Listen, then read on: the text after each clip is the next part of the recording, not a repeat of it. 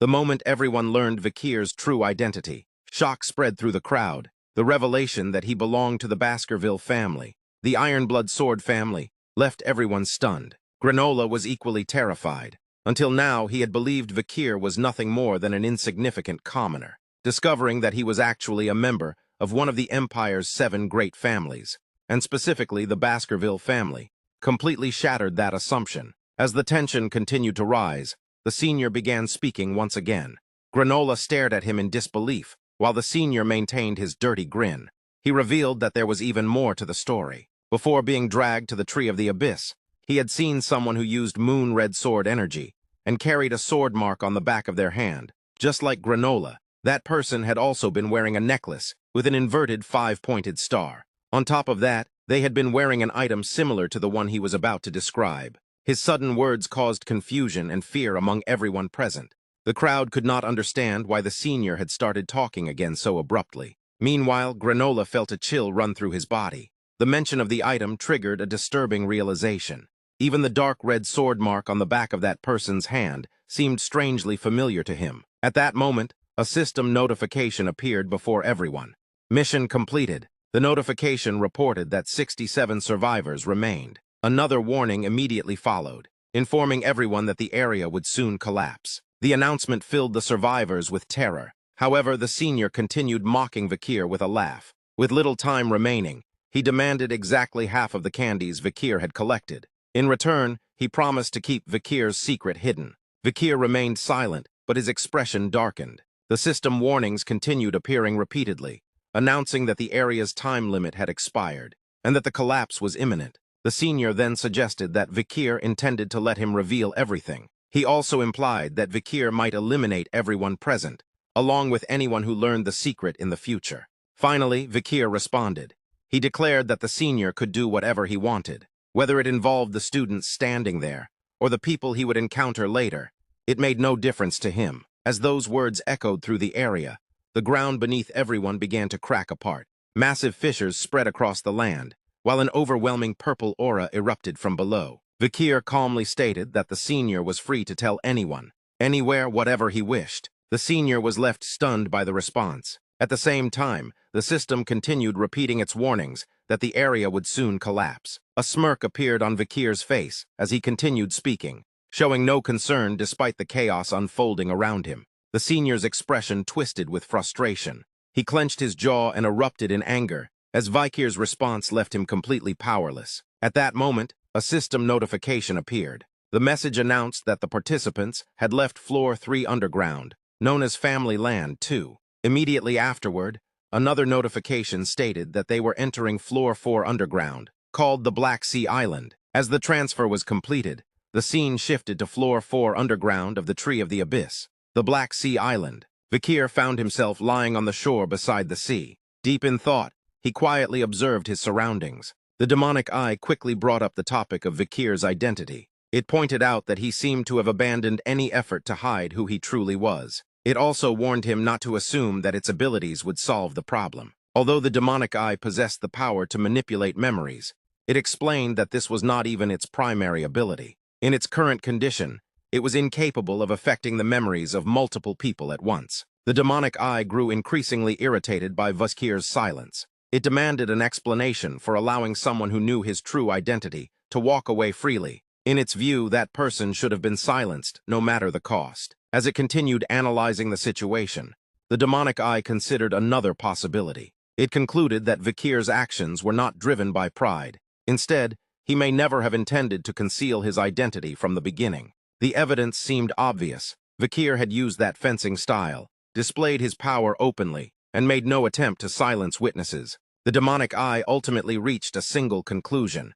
Vikir was preparing something. Hearing that, Vikir let out a sigh, and admitted that the demonic eye was not entirely incapable of understanding what was happening. The demonic eye reacted with satisfaction. It had expected as much from someone like Vikir. A person like him would never make such decisions without careful planning. Although curious about the exact nature of those preparations, it decided to leave the matter alone for the moment. Soon afterward, Vikir rose to his feet and turned his attention to the island around him. The demonic eye explained that this place was likely part of the Black Sea, one of the 5 oceans of extreme oil hell. Wanting to know more, Vikir focused on the island itself. The demonic eye revealed that no islands originally existed within the Black Sea. From what it could tell, this landmass must have originated from another world entirely. It then spoke about Ampusius, a being capable of absorbing entire worlds. According to the explanation, Ampusius traveled through countless worlds, tearing away fragments from those he favored, and storing them within the Tree of the Abyss. Inside the tree, different spaces and worlds were forcibly merged together. The island before them was one such fragment. The demonic eye further explained that life forms from those absorbed worlds, including humans, were dragged into the tree, along with challengers attempting to conquer the tower. Because of that, original inhabitants from other worlds could already be living somewhere within the tower. As he listened, Vikir carefully processed the information. He realized that the Black Sea Island had never appeared in the memories he possessed. Since he had no idea what kind of mission awaited him there, he decided to remain vigilant. However, before he could continue his observations, a sudden pain struck his body. The sensation was so intense that Vikir immediately collapsed onto the ground. He dug his fingers into the sand while struggling to endure the agony. Noticing the change, the demonic eye became concerned and tried to understand what was happening. Meanwhile, Vikir felt overwhelmed by a strange sensation. An unbearable thirst had appeared without warning, consuming his entire body. At that moment, a system window appeared before him. The notification displayed the status of the Beelzebub fly vulture puncture. Slot 1 contained the deadly poison 8-legged lady ranked at S-class. Slot 2 contained Bulgasari, the creature known as something impossible to kill, along with the basilisk, both ranked at S-class. Slot 3 contained the hunger and thirst drought blood lily, also ranked at S-class. The appearance of that final entry revealed the source of the unbearable thirst now tormenting Vikir. Vikir immediately reacted with alarm after witnessing Beelzebub's extreme hunger and thirst. The sight made him suspect something reckless had happened. He believed that Beelzebub might have secretly absorbed Lily's corpse on the previous floor. In his view, such an action was dangerously impulsive. Vikir considered the possibility especially concerning because Lily had been an S-rank monster. Even if an S-rank monster possessed tremendous nutritional value and power, he felt that absorbing it without proper caution was an irresponsible decision. The potential consequences of such an act worried him greatly. As the tense moment continued, an unfamiliar sound suddenly echoed through the area. The noise immediately caught Vikir's attention. He turned toward the source of the sound to investigate. When he looked in that direction, he discovered a strange and unsettling sight. A red-colored tree stood among the surroundings. Thick, blood-like liquid was dripping from the tree and steadily collecting below it. The crimson fluid continued to flow as if the tree itself were bleeding. Without hesitation, Beelzebub approached the accumulated blood and began drinking it. He consumed the liquid directly from the source, as though his body desperately needed it. After finishing, Beelzebub wiped the blood from his mouth. The nourishment immediately revitalized him. The blood restored his strength so effectively that he felt as though he had come back to life. Despite witnessing Beelzebub recover, Vikir remained concerned. He warned that if the absorbed power ultimately turned out to be a useless ability, there would be consequences. He made it clear that Beelzebub should be prepared for what would follow if that happened. At that moment, the demonic eye also expressed its disapproval. Even by demonic standards,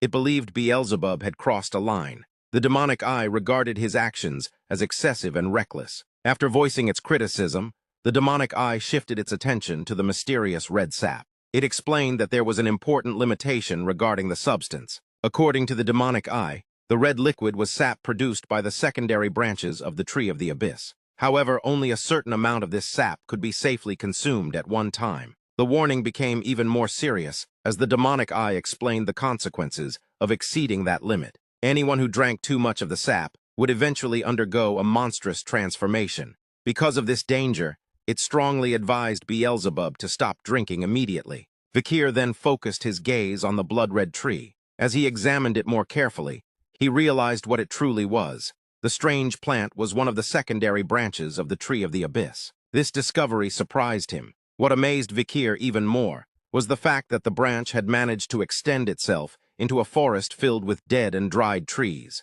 Despite the lifeless environment surrounding it, the branch of the Tree of the Abyss had continued to spread its influence deep into the decaying forest.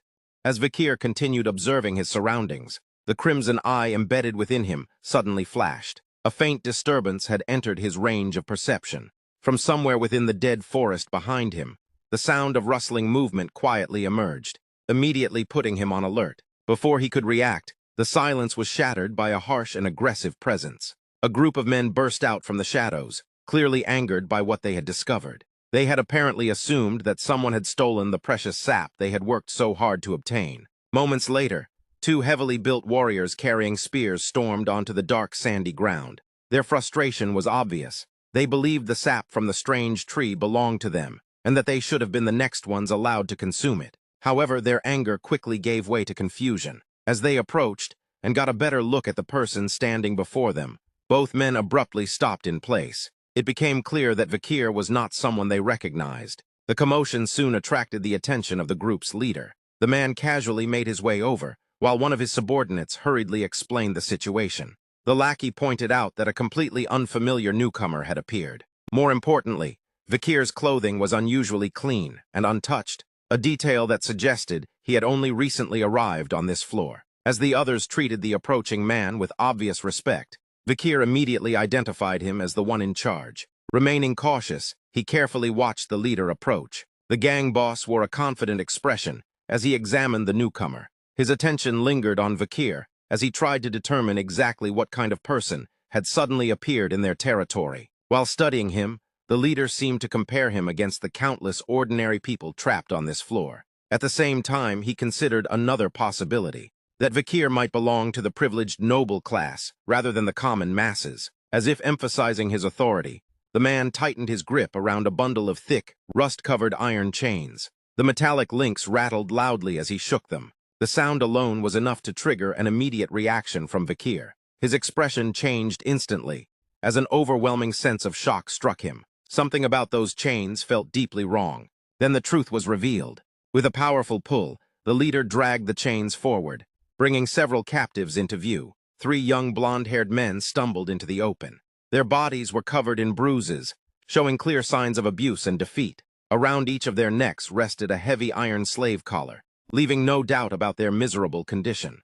The sight hit Vikir harder than anything he had encountered since arriving on this floor. The broken prisoners connected to those chains were not strangers. They were his own younger siblings, the famed Baskerville triplets, now reduced to chained and defeated slaves.